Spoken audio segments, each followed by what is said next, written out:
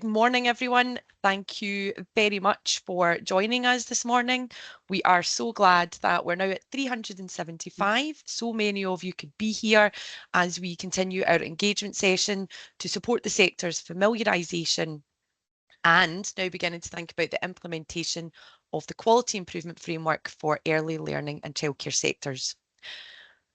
For those of you that have been part of some of our other sessions, you might remember that my name is Kelly McGarvey and I am an ELC inspection team manager at the Care Inspectorate, who's seconded out just now to do all things relating to the quality improvement framework. I'm joined on the call today by some of my colleagues who I will let introduce themselves, and we can start with Patricia. Morning everyone, I'm Trisha Madden. I'm an HMI in the ELC team in Education Scotland and I've been leading the project on the Quality Improvement Framework. And I'll pass over to Bev.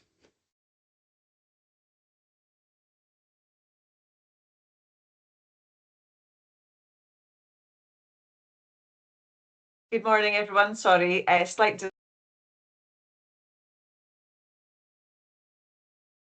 Oh dear, Bev, you've gone on to mute. Thank you. I tried to unmute there. Good morning, everyone. I'm Bev Douglas from the Care Inspectorate. I'm also seconded to the Quality Improvement Framework team for now from ELC1, which is based in Highland and Moray. I'll pass on to Aaron. Good morning. I'm Aaron Brown. I'm an ELC inspector that's seconded to the Quality Improvement Framework team, and really happy to see everyone here today as well. And I'll pass on to Sandra. Good morning, everyone. I am an HM inspector in the ELC team within Education Scotland, and I've been supporting Patricia back and forward over the time with the Quality Improvement Framework. Thank you, everybody. So before we get started, it's worth going through some of the housekeeping for the session this morning. So just to let everybody on the call know that this session is being recorded, and we're recording it so that we can share it with those who weren't able to get a place or for various different reasons just weren't able to join us this morning. The reason we have to limit places on our sessions is because once you start to go over 700 attendees, the quality of the session can be affected, and we want everybody to have as high quality and experience as we can possibly give them, and that's the reason that we have to cap the number for these sessions. But if you are here with us, it means you were able to access Teams to join the session. It's worth noting that we have an awareness that all of you are coming from various different places around the country. You'll be using different devices. Some of you will be on computers, some of you will be on tablets, maybe even phones. Some of you will have newer or older versions of Teams, and the reason I'm sharing that is that can sometimes affect the sound quality or the visual quality, and unfortunately there's very little we can do at our end to fix that. But that's another reason why we record the session, so that you know what it's like. There are technical glitches that pop up all the time. So if you are for whatever reason unable to stay on the session, or you just want to revisit it at another point, we will have this session recorded and you'll be able to access it soon after we're finished. One of the reasons we do the engagement sessions is because it's really good to hear from you. So we have the chat function enabled. Please do use that to pop questions in. We have the wonderful Bev on hand, who is going to try and answer as many questions as she possibly can throughout the session. Alternatively, you can raise your hand during the dedicated Q&A session, which we will have at the end. Raise your hand and come and speak to us. You can ask your question directly, or any of the questions we've not been able to answer through the session in the chat function, we'll pick up then as well. Sometimes we just pick up ones that we have answered, but we think everybody would really benefit from hearing that answer as well. So lots of ways for you to engage with us in terms of your questions and reflections and insights. One of the other ways that we engage with you is the use of AHA slides. So at this point, it would be great if we can get the slides up, perfectly timed. Thank you, Aaron. What you'll see on the slides there is a QR code. You can use the QR code to access the AHA slides. And when you're accessing the AHA slides, you'll be able to see the slides that we have for you today, and you'll be able to access them at a later time as well. But if you're not as tech savvy, a bit like myself, we are also putting in a link to the AHA slides into the chat for you just now. So that means you'll be able to go directly into the chat, and you will see the chat feature at the top of your screen, depending on what device you're using. Go in there and you'll see Bev has added in a link that will give you direct access into the AHA slides. As I say, that's a way that you can interact with us during the session, but also it's a way for you to see the slides. Just a reminder, and I think it's an important reminder, is that no question is a silly question. If you're thinking it, the chances are that somebody else on this call today is thinking it too. So please do put all of your questions forward that you have.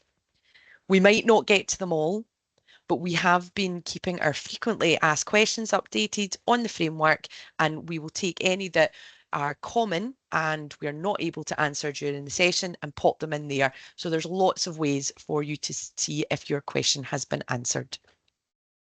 And before we get into the session, it's just worth highlighting that we have disabled the microphones and the cameras for the duration of the presentation, but we will enable these again when it comes to the Q&A function, and I'll let you know when these are enabled, and that way you can raise your hand and come and speak to us directly, and that's just to ensure a smooth experience for everyone during the core presentation.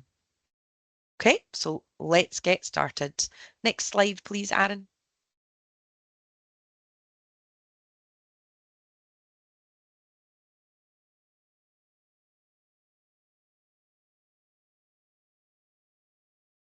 And as we're moving on to the next slide, which is going to be a slide talking to you about what the aims of the session are, I'd just like to say that we know that many of you have joined us for previous engagement sessions. Thank you for coming along on the journey with us, because it's very much a journey.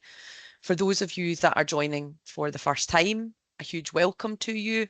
We hope you find this morning's session helpful. We appreciate that some of you might not have been able to attend some of the earlier sessions, but that's okay. What we've been doing is we've been recording these sessions, a bit like this one, and all of the recordings are on the Care Inspectorate's YouTube channel. So you'll be able to go to the YouTube channel, and it might be that you were at some of our sessions, but you just want to revisit some of the key messages. So you'll be able to do that with by accessing the Care Inspectorate's YouTube channel. We have been facilitating these sessions for the past year to keep you updated on the progress of the framework. As I've said, this is a journey. Personally, I am really excited about this particular session because we are so close to the release of the final version of the framework after a period of refinements that we undertook based on feedback from lots of different people, including subject experts, yourselves during our engagement sessions, and those that were involved in our pilot experiences, including inspectors. And we really, really hope that the framework supports your self-evaluation and helps to foster increased transparency around what it is that we look at during inspections, which is some of its core aims. What we'll be talking to you during this session about is we will give you an update on the refinements that I've just referred to ahead of the final launch of the framework. It's worth saying there are not huge changes to the framework, so the version that's there has just been refined, and we'll let you know exactly what we've been refining for you to make the framework as good as it can possibly be. We'll share some information about the launch, giving you those key dates to note in your diaries and some things to think about there. We're going to give you some insights into what to expect in terms of inspection once the framework is implemented into both the Care Inspectorate and His Majesty Inspectorate's methodology. That's going to be a conversation about what's new, what's been reviewed and further developed and improved, and what will remain the same, what's going to feel familiar about your experience of inspection. And of course, as I have already mentioned, we are going to protect time at the end of the session to hear your questions or insights about the framework. One of the things that we've been suggesting as well is there'll be some of you on the call today, perhaps that are early adopters of the framework. Maybe you were part of the pilot, or maybe you've just had some opportunity over the summer to have a look at the framework and think about how you might use it as a self-evaluation tool. So we invite and encourage any of you that recognise yourself there to speak to us. Tell us what have you been doing? How has the framework been supporting you at these early stages? But also, don't worry if you haven't. That's to be expected at the stage that we're at just now. Okay, next slide, please, Aaron. This is when we want you to interact with us. So you can either do it with the QR code or you can do it with the link in the chat. And what we're keen to hear about is where are you coming from across the country? Who's connecting with us tonight? We do that for a couple of reasons. We need to test the technology because technology is great when it works, but sometimes it doesn't. And it is amazing to hear where everyone's coming from across the country. And we do have, we're reaching far. Edinburgh, Clydebank, maybe not as far from me. That's quite close to me. Aberdeen, that's a bit further away. North Lanarkshire, South Lanarkshire, the Isle of Lewis. That's amazing. I'm sure we probably cover the 32 local authorities just on this session alone, watching the screen. Oh, someone is here from Dunoon. That is my hometown. So welcome to those from Dunoon as well. Thank you very much, everyone. If we can move on to the next slide. So the next question we are asking you is about your experience of the framework. So know that your responses within the AHA slides are anonymous. So the right answer to these is the honest answer. So please don't worry if you haven't yet had that opportunity to explore the framework. The reason we ask this is we ask it at each of our sessions. So it's a way of us measuring if there's an increase in those that come along to our engagement sessions and those that have explored the framework. And each of the sessions we've facilitated so far has demonstrated an increase in the number of people that are exploring it, but it has told us that some of you haven't yet. And we use this information to think about, right, how do we support those who haven't yet had that opportunity to get in and around the framework? And we'll ask you a wee question about that near the end of the session. So thank you very much, everybody, for helping us test the tech, but letting us know where you're from and where you're at in terms of your journey with the framework. Can we have the next slide, please, Aaron? Before we dive into what's coming next, it is helpful to reflect on some of the recent journey. The framework was released in January following extensive consultation with the sector. We released an early version because people told us they needed a lengthy lead-in time to explore it and get used to its structure. To support this, we facilitated engagement sessions in March, including a live exploration of a quality indicator. During these sessions, many of you told us you wanted more self-evaluation. So we hosted dedicated sessions in May. We will pop a link in the chat, excuse me. Excuse me. We will pop a link in the chat to a video of the self-evaluation session, because we know that not everybody can get along to these sessions, but there might be some key messages in those sessions that you find helpful as an individual or in your teams. So a link to that particular session is going in the chat so that you can access it. Between these sessions, we also tested the framework during inspection visits across a number of services and sector types. I am going to revisit the pilots in a moment and share with you some of those higher level messages. So don't worry, we will come back to that. In June, we released a joint statement from both the Care Inspectorate and HMI outlining which quality indicators we'll be focusing on during inspections once the framework comes into effect on the 22nd of September. And again, we will revisit this with you during the session and have a little bit of a discussion about it, because we know that we released that in June. It's a very busy time in the year for us in early years for lots of different reasons.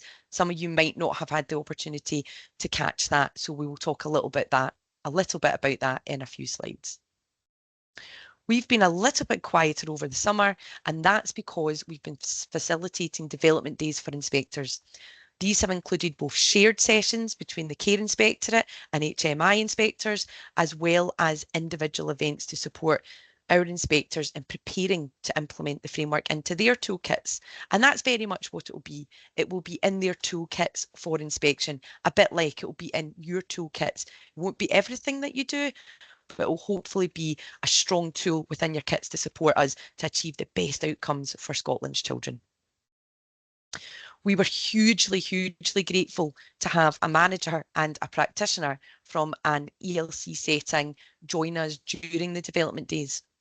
They had been part of the pilot visits, and they came along to talk to us about, as early adopters of the framework, how they were using the framework as a team, because inspectors will talk to settings when they're out on inspection, sharing top tips about what other settings have been doing to support the implementation of the framework.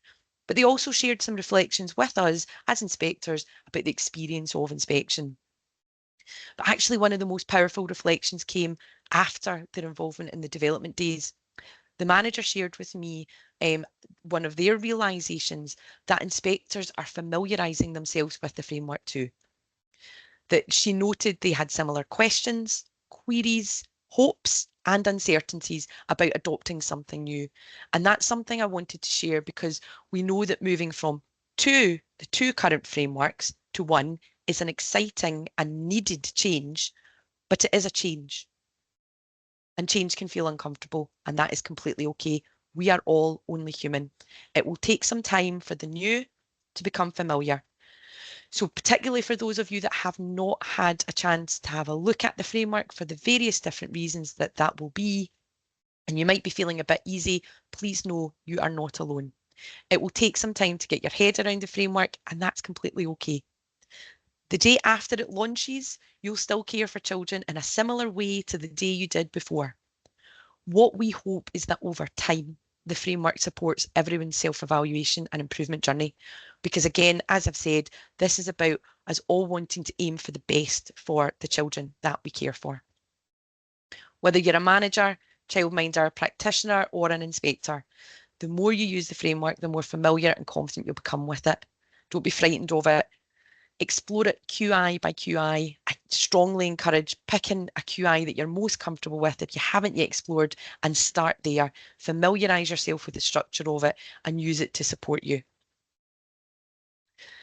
Okay, so as you will have seen from some of our provider updates and social media posts, the framework will officially launch on the 18th of September, and from the 22nd of September, it will be the only framework used by the Care Inspectorate inspectors and His Majesty's inspectors during inspections of early learning and childcare settings.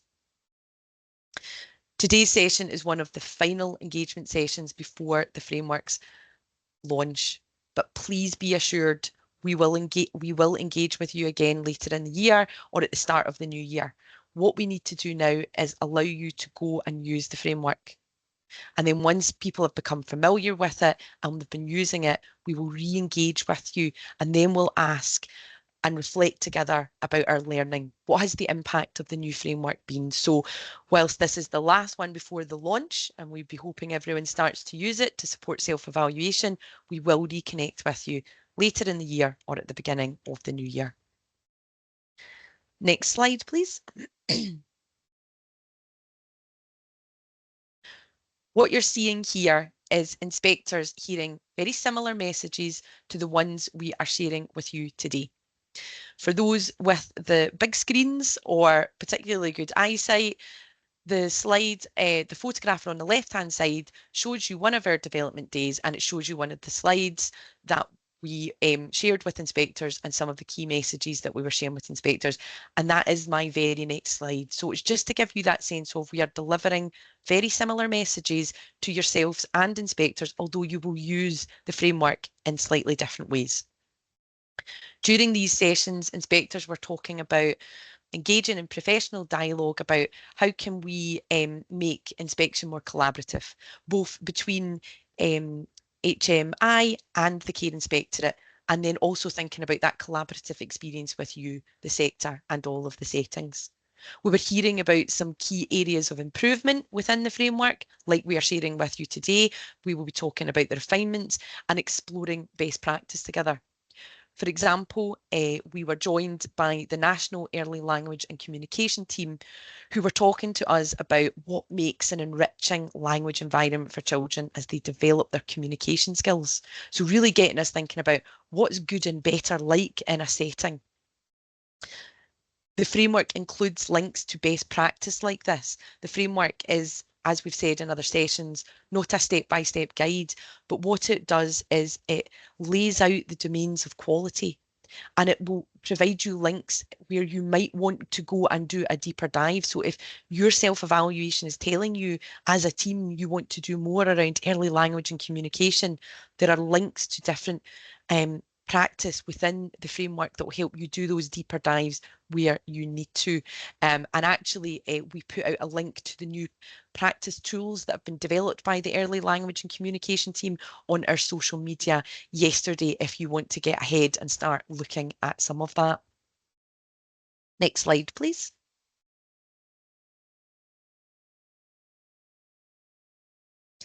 As I mentioned earlier, this is the slide you were seeing in the photograph there of inspectors, and we'd just like to share with you some of our higher level messages from the pilot inspection visits that were undertaken at the start of the year. So what this slide shows is the higher level feedback we gathered from services that took part in the care inspector only and shared pilot inspection visits.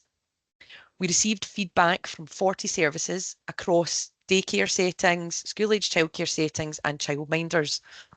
A huge thank you to everyone that was involved in that if you are on the call. What we got from our feedback was that 90% of those that participated said that the inspection was a positive experience, and the remaining 10% described it as somewhat positive. So importantly, that was 100% said it was a positive experience to varying degrees, and nobody said that it was a negative experience. 98% of those that gave feedback felt that the framework would support their self-evaluation, and 95% shared that the 6-point scale used for evaluations and helping settings to do their own benchmarking was supporting people to do that. And that resulted in 85% of those that were involved feeling that the inspection findings accurately reflected their service. I want to emphasise that this feedback came from settings that had to quickly engage with the framework, sometimes with as little as a week's notice that their pilot inspection visit, that they had been selected to be part of pilot inspections. So the framework was released in January, and they might have got a letter to say they had, been and selected to be part of the pilot visits, and we could be out within the next week or two, maybe 3. So they had to quite quickly get into the framework. I'm sharing this to offer some reassurance. Even though their self-evaluation systems weren't yet fully aligned with the framework, those involved still found it a positive experience, and inspectors were still able to undertake the inspections and evaluate the practice that was there. So please don't worry if you're not yet using the framework.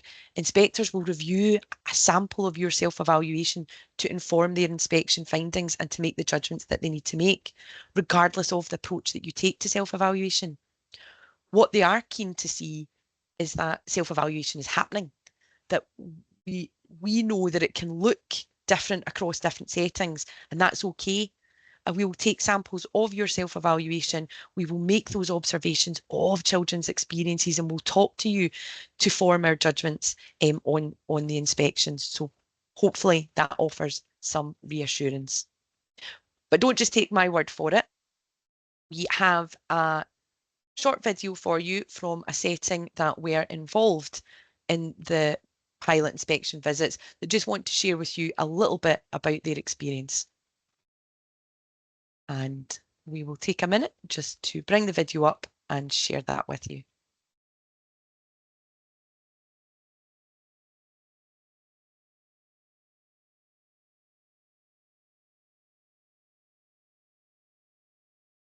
I always think that it's really powerful to hear from settings directly.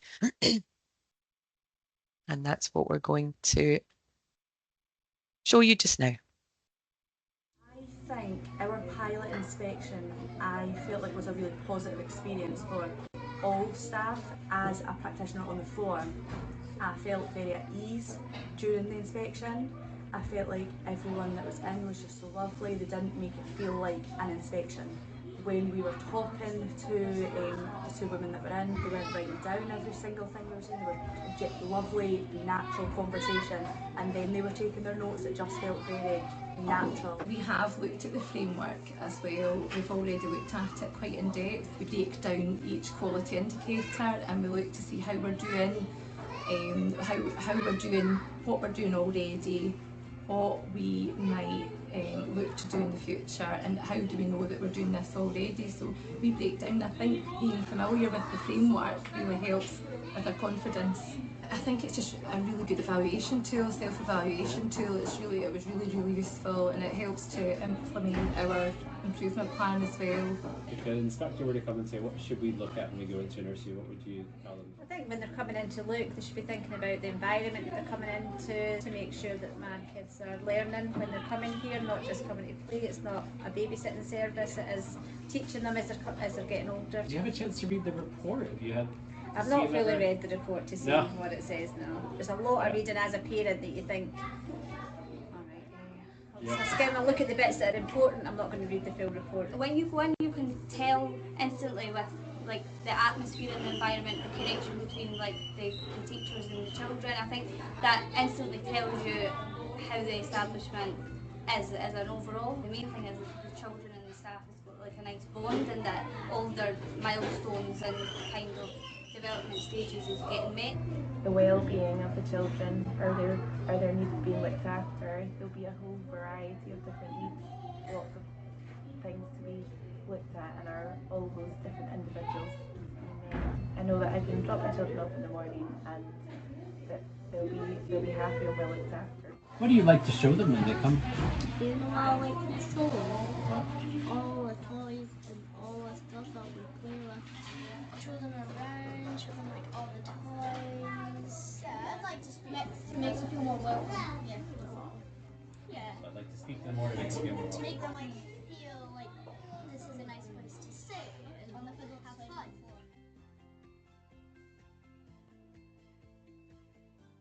Thank you very much for setting that up, Aaron. I don't underestimate the challenges of moving between the PowerPoints onto the video, but thank you so much. And I hope you agree that that is valuable to hear directly from a service themselves who were part of the pilot visits, who were starting to explore the framework. And that's what one of the practitioners reflected there during that video, was that actually being familiar with the framework and what might be asked actually increase their confidence during the pilot inspection visit. So it's definitely about helping us, as I said earlier, be transparent about what areas we might be looking at when we come out on your inspection, and to increase and empower you to feel more confident about what might happen during the inspection as well, because we know that's when we'll see the best from everybody, and it's genuinely what we want to see.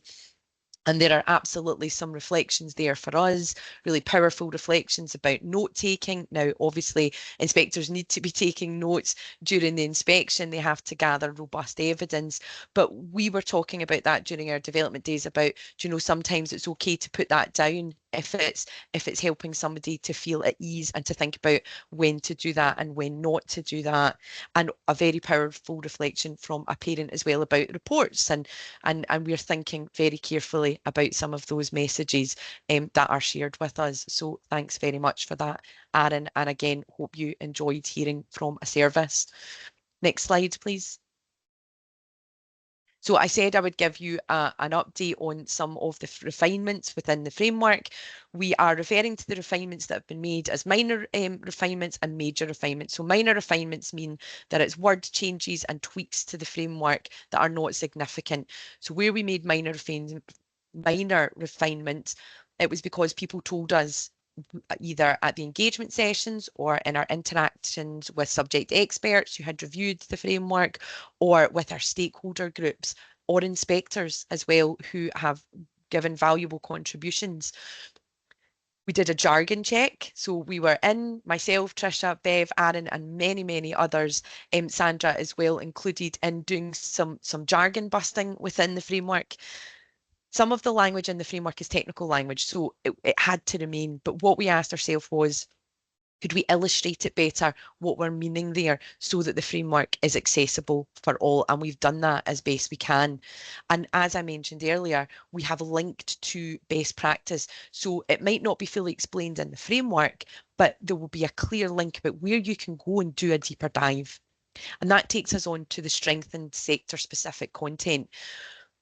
You told us that you wanted that to be even stronger, and we will continually review that and continually be making that stronger. But we're able to make some early tweaks. For example, in the school-age childcare section of the framework, in the version that was released in January, we guided people to setting the table, which only helped for some of the children accessing our school-age childcare settings.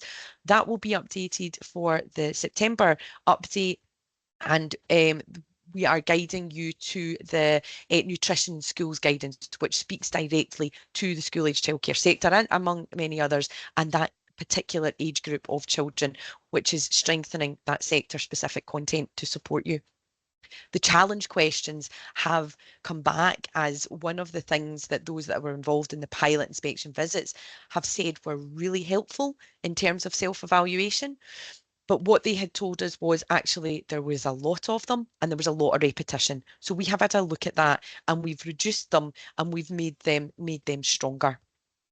The framework structure illustrations, we've been asked during our engagement sessions to make it really clear and obvious to people how the framework is structured. So for the release of the framework on September the 18th, you will find on each of the sector-specific aspects of the framework, when you go into, for example, the childminding tile at the bottom and into the landing page, there will be a visual structure of the framework right there on the first page so that you can see quite clearly and easily how the framework is made up. And that's how you can pick a quality indicator, as I mentioned earlier, that you feel the most comfortable with to start you off on your journey. And we have the 6-point scale, which we use for evaluating on inspections. This is a shared 6-point scale, and that was refined to make that even stronger and to make that even more a shared 6-point scale. And again, that is just to support with your self-evaluation, but also our inspection evaluations as well. Next slide, please. And there are some areas of the framework that required what we're referring to as major refinement. So that was where there was more significant refinement of the framework. We consider the quality indicator playing learning and development to be a major refinement, and that's because we have changed the name of the quality indicator. You fed back to us that when it was just playing and learning, that it didn't fully grasp the entirety of what we do, because in all of our sector types, whether you're a school-age childcare practitioner, a childminder, or an ELC practitioner, we are supporting that development of children, and it was important to you to have that reflected within the quality indicator's name. So we have done that. Safeguarding and Child Protection Quality Indicator has been updated. So if you have printed yourself out a copy of the framework, I would recommend when it is launched on September the 18th that you print out the quality indicator for safeguarding and child protection and update your framework pack. We updated the safeguarding and child protection because people told us that whilst it absolutely supported them to understand what they do in terms of protecting children and those formal processes of child protection, it didn't quite cover safeguarding. So people told us they did not feel that they could self-evaluate their safeguarding, and it didn't really tell them some of the things that we would be looking for on inspection around safeguarding. So that has been updated to be stronger and better support you. We had feedback that there was some duplication within the framework. So one particular area we looked at to make it stronger link to the heading of quality spaces, children grow and thrive in quality spaces, was the theme around children influence and affect change. So you'll see some changes there to that particular theme to look out for. And within the framework, to offer a consistency across the framework, there are now weak illustrations under all of the quality indicators to support your self-evaluation and benchmarking. Okay, next slide, please. This is just to give you a sense of some of the change that has taken place for the safeguarding and child protection quality indicator. So again, it was just, we were moving towards strengthening that holistic preventative work that we do around safeguarding. So we now talk about the culture of safety and wellbeing. How do we keep children safe from harm in our settings, as well as being alert to children that need protection from harm? We talk about the legislation and the policy and the guidance in practice. And of course, importantly, we talk about empowering staff to recognise children that need to be protected from harm, or empowering staff to know what to do to keep children safe from harm as well, regardless of the role that you might play. So we hope that these refinements will just continue to strengthen the framework, and that you value these when you get a chance to have a look at them. I'll now pass on to Trisha. Kelly, see, just before I speak, we've got someone with their hand up. I think it's Nicola. The cameras and the microphones are disabled just now, Trisha. So I wonder, I'll enable them, or if Nicola could put her question in the chat if she's able to. Yes, and we will go to you, Nicola, when we get to the Q&A, if that's all right. Okay, thanks, Kelly, for that. So you've just heard from Kelly about the minor and major refinements that have been made to the quality improvement framework. But as Kelly said, we've also worked with a range of sector experts and professionals to ensure that we've got golden threads woven throughout the quality indicators. And we've focused on some key areas that we know contribute to the delivery of high quality early learning in childcare. And you'll see the areas on the slide. However, I'll just give a few examples of where you'll see that. So transitions, you'll see a focus on transitions across several quality indicators. We recognise that transitions are a key area that impact on all children, regardless of age. So, for example, in the curriculum quality indicator, we talk about working collaboratively with colleagues to ensure all children experience high quality transitions within and beyond the setting. In nurturing care and support quality indicator, we talk about staff creating that welcoming environment and considering each child's unique circumstances to ensure smooth transitions and positive experiences. And when we think about pedagogy and practitioner expertise, in the leadership of continuous improvement quality indicator, we highlight the importance of strong strategic guidance and direction to ensure early years pedagogy and practice are of the highest quality. And as Kelly said, we have worked with the National Language and Communication team. So again, we've had really strong input from them across a number of quality indicators. But in the safeguarding quality indicator, we talk about children feeling secure in expressing their views, sharing their worries and asking for help. And again, thinking about that use of spaces and environment, as Kelly said, again, that permeates across a number of quality indicators. So in children experience high quality spaces, we do talk about, when designing and evaluating spaces for children, careful consideration should be given to current research and best practice. And thinking again about digital literacy and technology, which we know is another area that is a focus. And again, we've had some real strong input from subject experts. So in the wellbeing, inclusion and equality quality indicator, we talk about staff making highly effective use of technology to enable every child to participate fully in this increasingly digital world. And finally, thinking about family engagement and partnership, again, in the safeguarding quality indicator, we talk about the significance of building positive relationships and effective partnerships to safeguard children. Moving on to the next slide, please, Aaron. So you've heard already in terms of inspection and inspection focus as we move forward. So in terms of the shared inspections as we move forward, Anyone who's had a shared inspection in the past few years will know that there was a focus on 9 quality indicators, 2 themes, core assurances and safeguarding. So we have reduced the number of quality indicators in the shared inspections from 9 to 4. We've removed the 2 themes. However, we will continue to have a focus, as you've heard already, on child protection and safeguarding. The Care Inspectorate will still have a focus on their core assurances, and Education Scotland HM inspectors will continue to use their existing approach to safeguarding in all inspections. So the quality indicators for the shared inspections moving forward will be staff skills, knowledge, values and deployment, learning, teaching and assessment, nurturing, care and support, and children's progress. So that's the 4 key quality indicators that we'll focus on when we're out on a shared inspection.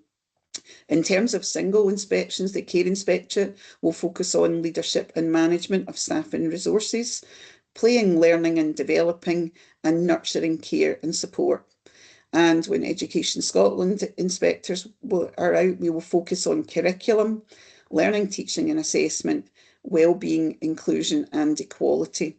So from September to October, the Care Inspectorate will have their single inspections, and Education Scotland, we are having a pilot inspections. So from the 22nd of September until week beginning the 6th of October, there'll be 3 weeks of pilot inspections from Education Scotland. And the reason for that is because we have to try out some new methodology. Back in March, when, as Kelly said, we carried out some pilots, and at that point the Care Inspectorate did trial methodology. They looked at different combinations of quality indicators and different models. Education Scotland, at that point, we only focused on the content of the actual quality indicator in the framework. So from September to October, we will be carrying out that pilot, and it includes some things like, and I've saw a question in the chat earlier, so just answer that just now. We are not asking for a self-evaluation document prior to the inspection, and that's part of trialling the methodology. We've listened to the sector. People are saying we need to tackle that bureaucracy, so we won't be asking for a self-evaluation document. What we will do is just focus on your existing improvement plan and standards and quality, and there's no need to update them in line with the new framework. So we will just continue to do that. I'm just looking that someone's asking, will there be shared inspections for those settings that do not offer funded places? And no, they won't. The shared inspections continue to be for settings that offer funded places. So from October to December, the Care Inspectorate will still continue with their single inspections, and Care Inspectorate and Education Scotland will carry out shared inspections from October to December, but there will be no single Education Scotland HM inspections. And that's really just to give us time to gather the evidence, collate the feedback from the pilot. And then from January onwards, we'll be back to shared inspections with Care Inspectorate and HM inspectors. There'll be Care Inspectorate single inspections and Education Scotland single inspections. Can we move on to the next slide, please, Aaron? So as I mentioned, we will still have that focus on core assurances and safeguarding. I'm not going to read this list out to everyone. However, you can see that there are some common themes that we individually look at when we're out on individual inspections, and equally there are things that we will share. So we both look at in terms of medication, maybe accidents and incidents, we look at child protection policies, and we'll look at children's plans. However, when we're out on shared inspections, then we will be splitting that between inspectors. And again, that's, as Kelly said, we're trying to remove the duplication as much as possible as moving forward. So can we pass on to the next slide, please, Aaron? So what's going to be different moving forward? So obviously the Care Inspectorate and HM inspectors will use one framework on inspection of early learning childcare settings. So we will not be using the current Care Inspectorate Quality Framework, or How Good is Our Early Learning Childcare, on inspection from the 22nd of September. And so there'll just be the one framework for both organisations. As I've said already, we have streamlined our quality indicators. We had 28 quality indicators across both organisations. We now have 11 within the new framework. So we have worked to streamline that. As Kelly mentioned, we've got a shared 6-point scale, and that's really to support both self-evaluation and inspection evaluations. We have refined our shared inspection approaches, and we continue to work on that. And that's really to help reduce the burden felt by the early learning childcare sectors. We're redesigning the shared report. It's been redesigned to be more seamless and to better support your improvement journey. And we heard earlier in the video from a parent who said she hadn't actually read the full report. She was just really looking for the key areas that were important to her, and to find out, about her child. So we are redesigning it. It's just currently being finalised for sharing. So next slide, please, Aaron. So as Kelly said, change can be scary for everyone, but one of the key things as we've moved throughout the consultation period in the past few years in developing the framework, people told us that they didn't want major change. They did want things to be updated in line with current best practice. However, there was a real ask that we didn't change everything. So the 18-month gap between Education Scotland and Care Inspectorate inspections, that remains in place. The pre-inspection feedback questionnaires, they've not changed. They're just the same at this moment in time. And maybe moving forward, as people, I'm sure, may be aware, the consultation was launched last week for the schools framework. So there may be changes moving forward in terms of that questionnaires and feedback opportunities. We'll still do observations of children's experiences. We'll still speak with staff, children, families, partners and professionals. And we'll still triangulate our evidence, and that includes, as Kelly said, sampling your self-evaluation. We'll still have the end of inspection visit feedback, and you'll still have that ability to comment on the report. And we will still have a published report. Moving forward, all reports will have gradings. However, the current Education Scotland pilot from September till October, we will not be publishing any evaluations. There will be a published report, but there'll be no evaluations. But then as we move forward from October with our shared and single inspections for the Care Inspectorate, then there will be evaluations on these. And Care Inspectorate will be evaluating from September because they've already, as I've said, carried out their pilot in terms of their methodology. So they will be publishing evaluations.